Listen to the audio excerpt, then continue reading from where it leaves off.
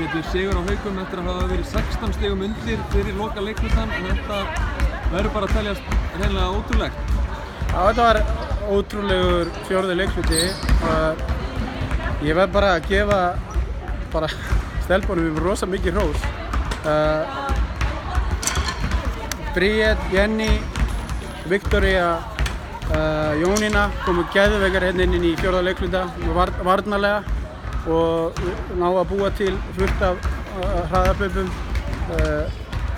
Allar þessar stelpur sem voru inn á og komu og færslan var geggjuð varnarlega. Við náðum að fá auðvitað Dennis stjórnaði eins og herforingi, brjáluð stemming á bekknum og fundum að vera meðbyr og við þurftum á honum að halda sérstaklega þegar við vorum að spila mjög illa.